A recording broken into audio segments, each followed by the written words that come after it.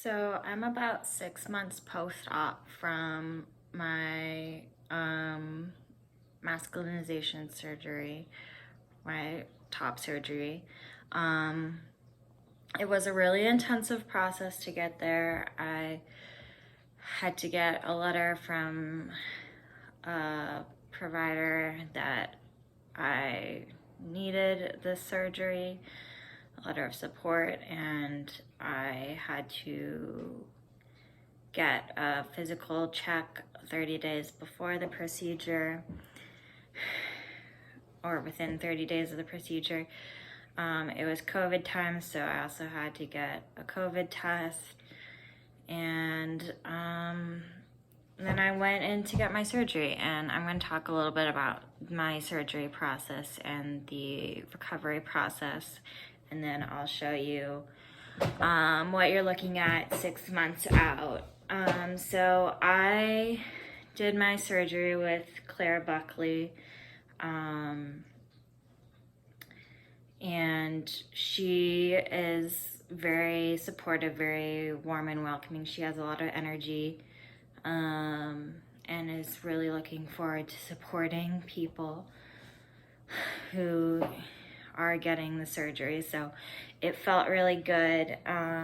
You know, she has kind of a blasé way of talking about body parts that, you know, makes you feel sometimes a little uncomfortable, but also it's, you know, she'll be like, yeah, you got to get those boobs off, you know, instead of being very technical about it and being like, yes, your breast tissue, and I and it's kind of nice to have it be something that's really casual, and she makes it seem like it's, you know, not really a big deal. I did have to take pictures of my breasts before I got surgery. That was one of the hardest parts for me, to be like bare chested with still my breasts coming down, and getting pictures of those. But I was able to have a support person in the room for me when that was happening, so that was helpful. And then the day of the surgery, I went to the hospital, checked in, had to wait a little while, and then they took me back to a room, and they put my name on a board and what the procedure was that I was getting.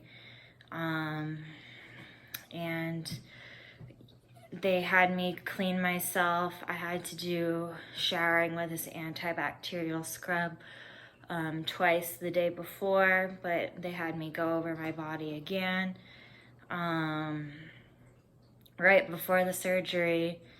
And you know, it was awkward to be doing that in the hospital room in like this paper gown that like opens at the front, you know, and you feel really vulnerable. And then the doctor came in, and she, you know, drew on my breast to like point out where the lines she wanted to make were, and what she wanted the line of my like pectorals that don't quite exist to be.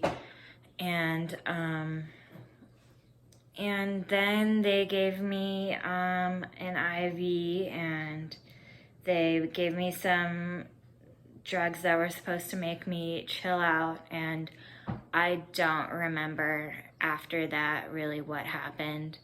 I was awake for a little bit more of that time, but I have no memory of it. I don't remember going into the operating room. The next thing I remember is waking up in post-op and just being extremely sleepy and groggy, and wanting to just go back to sleep again. And I wasn't in pain when I woke up. It hurt a little bit when I moved, but for the most part, you know, I was okay pain-wise. And then I had to wake up a little more. They brought my partner in, showed her how to do the drains. I had drains on both sides. I had larger breasts, so they had to do the type of surgery where they cross the cut line all the way across. I forget what it's called.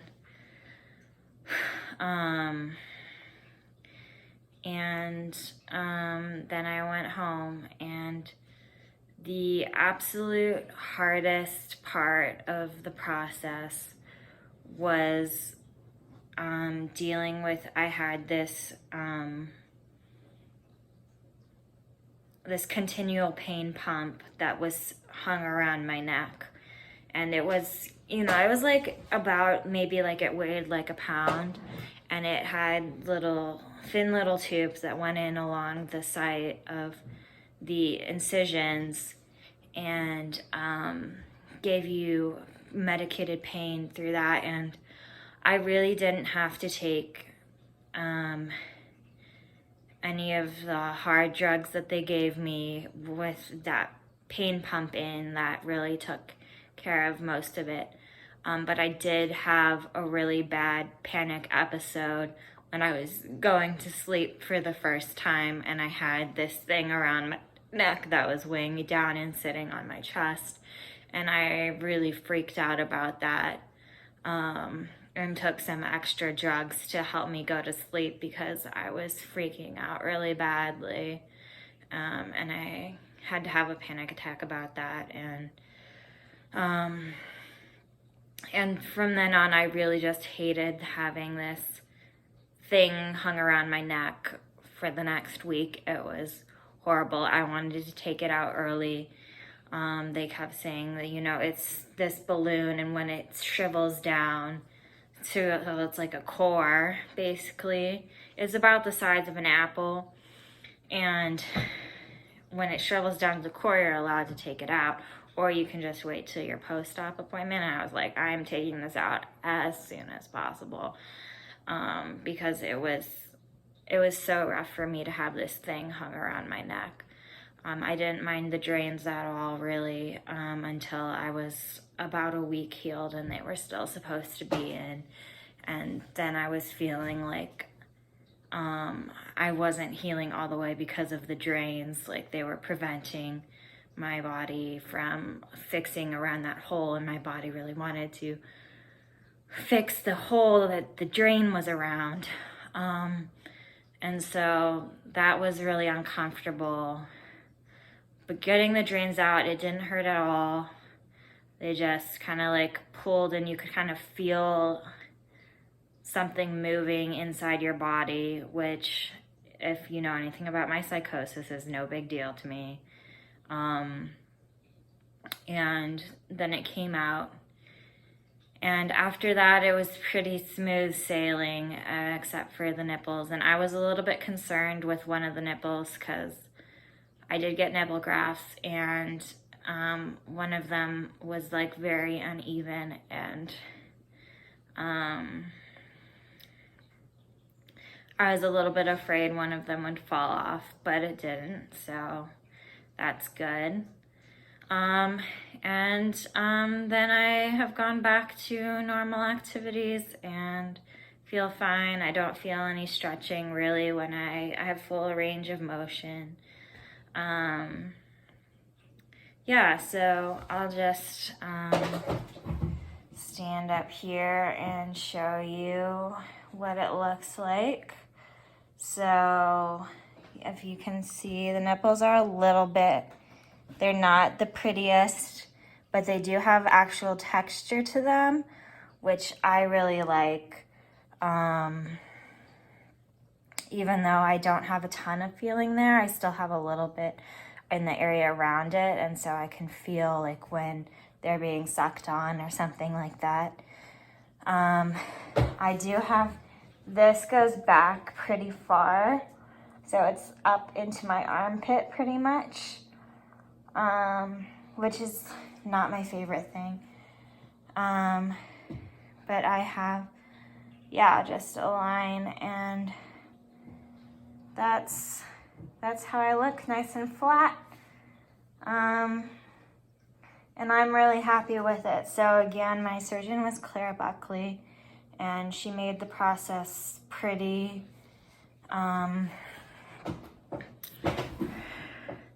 good to go through.